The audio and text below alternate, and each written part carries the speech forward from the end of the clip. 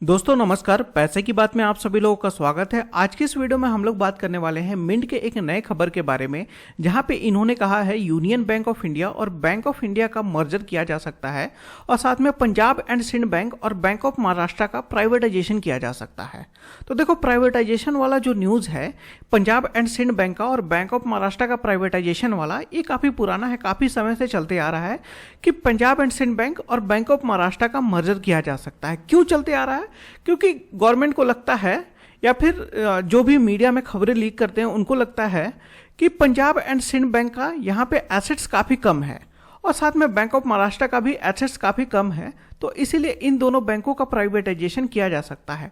लेकिन जहां तक मुझे लगता है इन दोनों बैंकों का प्राइवेटाइजेशन नहीं होगा। यदि आप बैंक ऑफ महाराष्ट्र को देखोगे तो बैंक ऑफ महाराष्ट्र महाराष्ट्र में काफ़ी ज़्यादा इसके ब्रांच हैं, लगभग 1200 के आसपास में इसके ब्रांचेस हैं और ये एग्रीकल्चर लोन वगैरह प्रोवाइड करता है। और वहीं पर यदि आप देखोगे पंजाब एंड सिंध बैंक का, तो ये भी पंजाब में इसका काफ़ी ज़्यादा ब्रांच है और ये भी एग्रीकल्चर लोन वगैरह सबसे ज़्यादा ये प्रोवाइड करता है। जैसे ट्रैक्टर खरीदना हो या फिर कुछ एग्रीकल्चर संबंधी जो भी इक्विपमेंट वगैरह खरीदना हो, उसका लोन ये दोनों बैंक प्रोवाइड करते हैं। तो मुझे नहीं लगता कि किसी भी एग्रीकल्चर बैंक को यहाँ पे प्राइवेटाइज करने का गवर्नमेंट सोचेगी। इनका किसी न किसी बैंक के साथ में मर्जर किया जाएगा। यदि मैं बैंक ऑफ महाराष्ट्र का बात करूं तो बैंक ऑफ महाराष्ट्र को सेंट्रल बैंक ऑफ इंडिया और इंडियन बैंक के साथ में मर्जर किया जा सकता है और पंजाब एंड सिंध बैंक और बैंक ऑफ महाराष्ट्र का मर्जर वाला जो प्लानिंग है मैं आपको अगले वीडियो में बहुत ही डिटेल के साथ में कवर करूंगा। और अब चलते हैं हमारी दूसरे खबर के बारे में, जहां पे कहा गया कि यूनियन बैंक ऑफ इंडिया और बैंक ऑफ इंडिया का मर्जर किया जा सकता है। देखो, गवर्नमेंट को यहाँ पे बनाना है टॉप 20 का बैंक और इन दोनों के मर्जर से ये प्रॉब्लम सॉल्व नहीं होगा, क्योंकि यूनियन बैंक का टोटल एसेट्स है यहाँ पे 15 लाख करोड़ के आसपास में और बैंक ऑफ इंडिया का टोटल एसेट्स है यहाँ पे 10 लाख करोड़ के आसपास में। यदि इन दोनों बैंकों का मर्जर भी किया जाता है तो गवर्नमेंट का यहाँ पे पर्पस सॉल्व नहीं होगा एक बड़े बैंक बनाने का, एक मीडियम बैंक बन के ही रह जाएगा। और यदि मर्जर होता है तो इन दोनों बैंकों के मर्जर में कोई प्रॉब्लम नहीं है, क्योंकि दोनों फिनेकल यूज करते हैं, लेकिन इनका मर्जर काफी कम चांसेस है कि इनका मर्जर हो। क्यों? क्योंकि यदि आप देखोगे तो जैसे यूनियन बैंक ऑफ इंडिया का रीच है उत्तर प्रदेश, महाराष्ट्र, तमिलनाडु, गुजरात, हरियाणा में। उत्तर प्रदेश में देखोगे तो इसका सबसे ज़्यादा ब्रांच है 1371 और वहीं पे बैंक ऑफ इंडिया का भी यदि आप देखोगे तो उत्तर प्रदेश में इसका भी काफ़ी ज़्यादा ब्रांचेस है। वहीं पे यदि आप यूनियन बैंक का महाराष्ट्र में देखोगे तो महाराष्ट्र में इसका लगभग 1000 के आसपास में ब्रांचेस हैं और बैंक ऑफ इंडिया का महाराष्ट्र में भी लगभग 1000 के आसपास में ब्रांचेस है। बैंक ऑफ इंडिया का डाटा अवेलेबल नहीं है इसलिए मैं बता रहा हूँ, लेकिन फिर भी 1200 के आसपास में इसके भी ब्रांचेस हैं। वहीं पे तमिलनाडु में यूनियन बैंक काफ़ी ज़्यादा है और लेकिन बैंक ऑफ इंडिया भी तमिलनाडु में है। और रही बात गुजरात की, तो गुजरात में 541 के आसपास में यूनियन बैंक का ब्रांच है और बैंक ऑफ इंडिया का गुजरात में काफ़ी ज़्यादा ब्रांचेस हैं। चलो, गुजरात वाला मर्जर तो एक बार को पॉसिबल भी है, लेकिन उत्तर प्रदेश और महाराष्ट्र वाला मर्जर यहाँ पे नहीं लगता कि गवर्नमेंट ये सब करने वाली है, क्योंकि इनके मर्जर से बहुत ज़्यादा ब्रांचेस बंद हो जाएंगे। तो यूनियन बैंक ऑफ इंडिया किसके साथ में मर्ज हो सकता है?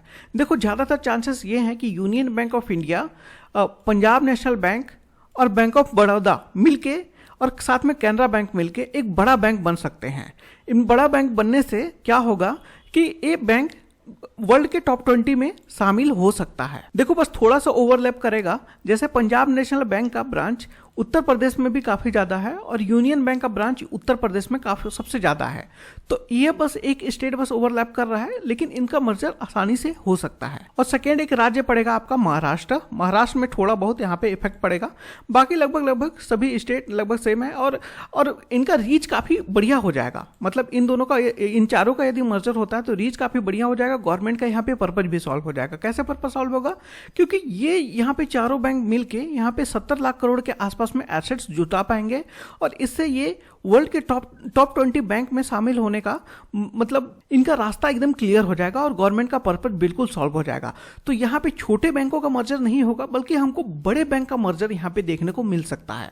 और एसबीआई को किसी भी बैंक में मर्ज होने की जरूरत नहीं है, मतलब एसबीआई को किसी भी बैंक को अपने में मर्ज करने की जरूरत नहीं है, क्योंकि 2-4 लाख करोड़ के साथ में एसबीआई को कुछ ज़्यादा फर्क नहीं पड़ेगा। एसबीआई ऑलरेडी अभी 77 लाख करोड़ के आसपास में उसका टोटल टोटल संपत्ति है, तो आने वाले 10 साल में वो ऑटोमेटिकली टॉप 20 में शामिल हो जाएगा। और जिस तरीके से हमारा इंडस्ट्री ग्रो हो रहा है, हो सकता है कि SBI टॉप 10 में भी शामिल हो जाए, वर्ल्ड के टॉप 10 में भी शामिल हो जाए। और रही बात बैंक ऑफ इंडिया की, तो बैंक ऑफ इंडिया देखो इंडियन ओवरसीज बैंक के साथ में मर्ज होना काफी ज्यादा इसका पॉसिबिलिटीज है, और साथ में यूको बैंक भी यहाँ पे मर्ज हो सकता है। इसका भी मैं एक डिटेल वीडियो लाऊंगा, और ये लगभग एक मिड बैंक बन के रह जाएगा। लगभग 18 लाख करोड़ 20 लाख करोड़ के आसपास में इसकी टोटल संपत्ति हो जाएगी।